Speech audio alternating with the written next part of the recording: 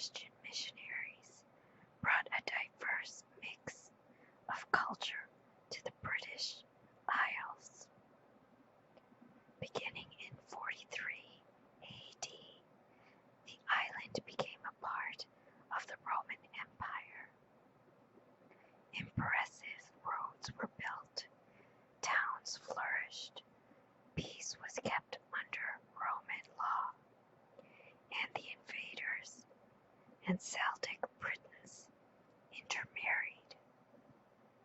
Soon after, the Roman legions withdrew in the early 5th century.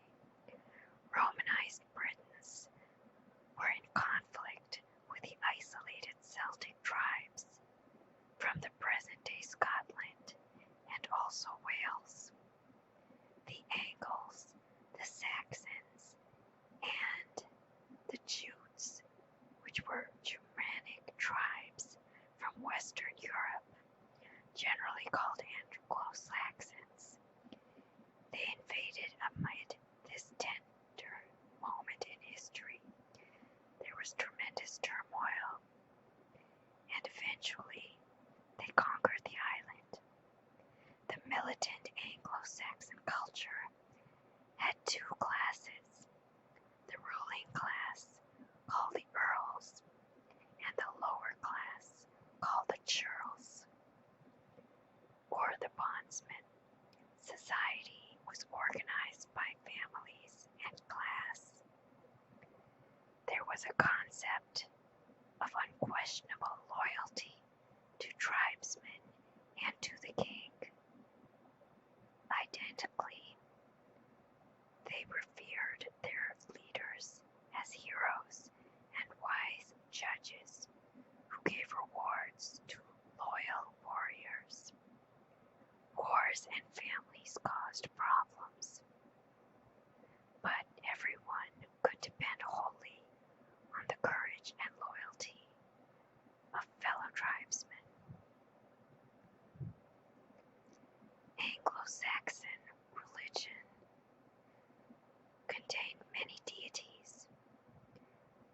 They all had special strengths and virtues found in nature as well as in the animal kingdom.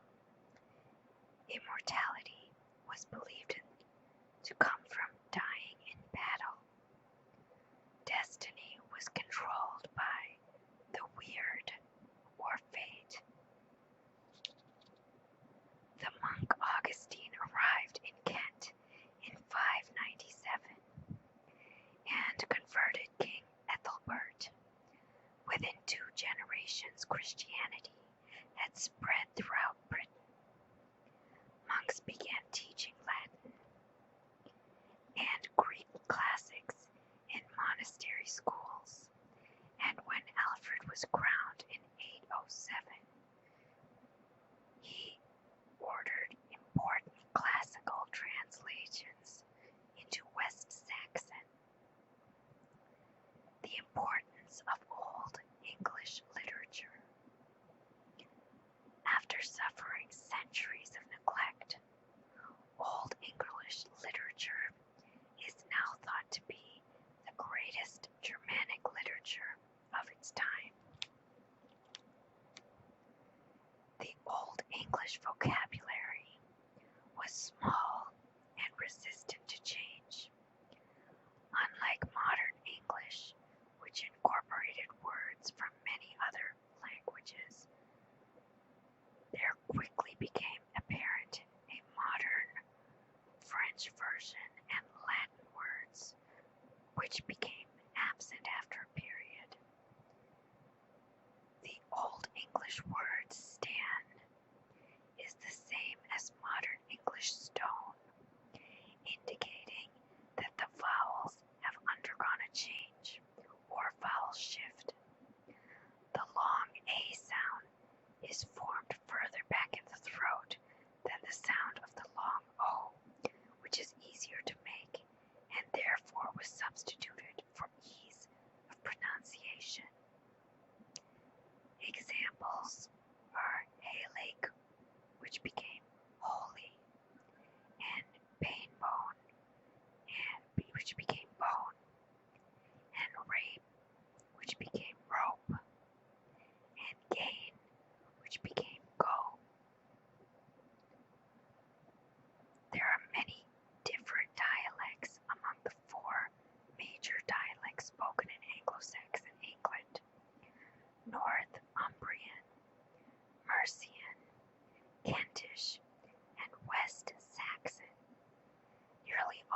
the surviving Old English manuscripts that have literary importance were written in the West Saxon dialect.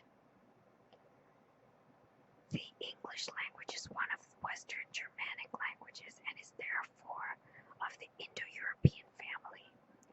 Languages most like English are Frisian, spoken along the northern coast of Holland, and Low German, Plandeutsch, spoken in northern Germany. The English of today resulted from the fusion of the language of the Germanic tribes who came to England.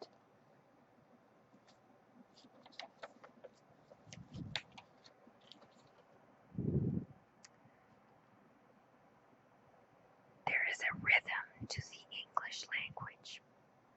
Old English verse has 4 main emphases or beats in each line, reflecting the way these poems were performed to the accompaniment of loud strums on a harp or lyre. Scops or bards, accompanied by a harp or lyre, sang their verse tales to audiences in mead halls. A kenning. Bards used many traditional phrases, unique figures of speech called kennings.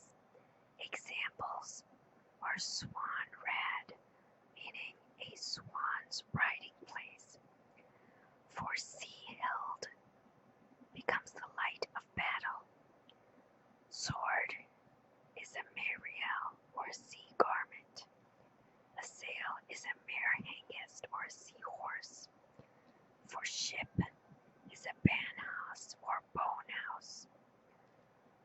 For body and world candle, meaning for the sun. The verse was highly alliterative. In a pair of poetic lines, 4 or 5 stressed words might begin with the same consonant or vowel. An example: you, he, fairly's flet of Goetan, and Werod's Weisel, Ward, Hord, Onliek. As in Hebraic poetry of the Old Testament, statements are repeated in differing words for emphasis. Unnecessary details are omitted so that the story can move forward unhindered. This is especially true of the epic Beowulf.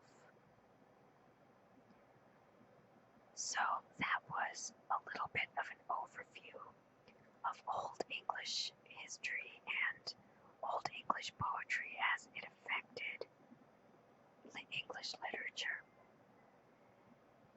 Tomorrow, we're going to discuss